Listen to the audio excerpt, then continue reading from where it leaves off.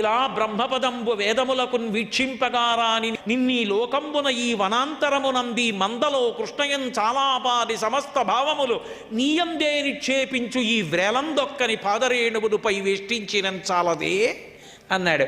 మహాత్మా, చక్కగా నీతో పాటు తిరుగుతూ అసలు ఎన్నడూ కూడా పరబ్రహ్మాన్ని ఈ కన్నులతో చూడడానికి వీలు కానటువంటి వాడు ఈ గోపాల బాలులతో కలిసి తిరుగుతున్నాడు.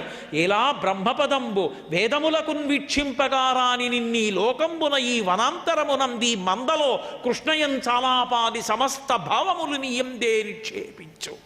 ఈ లోకంలో, ఈ అరణ్యంలో, ఈ ఆవుదూడల మధ్యలో నువ్వు ఉంటే నువ్వు కృష్ణుడవు, పరబ్రహ్మమని తెలియక కృష్ణుడు మా స్నేహితుడని కృష్ణ కృష్ణ కృష్ణ కృష్ణ కృష్ణ అని కష్టమైన సుఖమైన నిన్ను నమ్ముకుని నీకే చెప్పుకొని నీతో తిరుగుతున్నటువంటి ఈ గోపాల బాలురకు పట్టిన అదృష్టం నాకు పట్టలేదు. ఒక్క వరమీ చాలు, నాకు తీసేయి పదవి.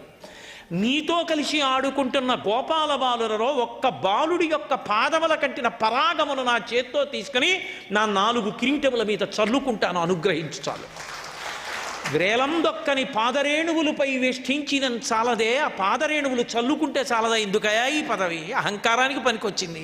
కృష్ణా, నన్ను క్షమించు, నీ పరబ్రహ్మతత్వాన్ని గుర్తించలేకపోయానని స్తోత్రం చేశాడు. చిన్ని కృష్ణుడు ఏమీ తెలియని వాళ్ళే ఉన్నాడు. ఆయన అన్నాడు, బెంగ పెట్టుకోకోయ్, పెద్దవాడివి, నేను కన్న పిల్లవాడివి కదూ, నీ మాయకి పెనుమాయతో నేను తేగలను, కానీ నీకు తెలిసి రావాలని నా మాయ ప్రయోగించలేదు, మళ్ళీ కదంబాన్ని సృష్టించాను. కాబట్టి ఇకనైనా బుద్ధిగా మసులుకోవడం నేర్చుకో అన్నాడు. ఆయనకి పదే పదే నమస్కరించి చతుర్ముఖ బ్రహ్మగారు వెళ్ళిపోయాడు. ఏమీ తెలియని వాళ్ళ కృష్ణ పరమాత్మ ఈ గోపాల బారులతో కలిసి చల్దులు గుడిచి ఇంటికి తిరిగి వెళ్ళిపోతున్నాడు. ఏడాది క్రితం కదా చచ్చిపోయింది కొండచిలవ, మరి కౌమార పౌగండలీల 5వ ఏట జరిగింది, 6వ ఏట చూస్తున్నారు వాళ్ళు. వాళ్ళకి తెలియదు 6వ ఏడు వచ్చేసింది అని. బ్రహ్మగారు దాచేశాడు. వాళ్ళు ఆ మోహంలో ఉన్నారు, వాళ్ళకి తెలియదు ఆ విషయం.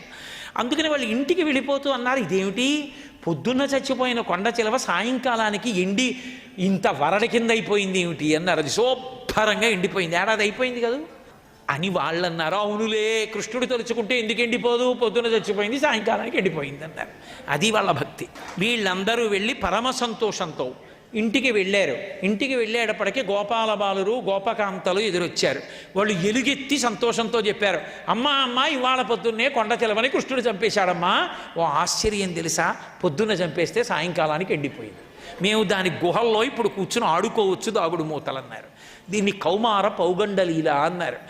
పాపములోకి తెలియక వెళ్ళిపోయిన వాణ్ణి, ఆపదలోకి వెళ్ళిపోయిన వాణ్ణి కూడా వాడు ఉన్నాడని ఏమీ తెలియకపోయినా నమ్మి బతికిన వాణ్ణి వాడు రక్షిస్తాడు. ఇది కృష్ణుని యొక్క రక్షణ సామర్థ్యమునకు, ఆయన భక్త పరతంత్రతకు, పరాకాష్ఠకి సంబంధించినటువంటి లీల.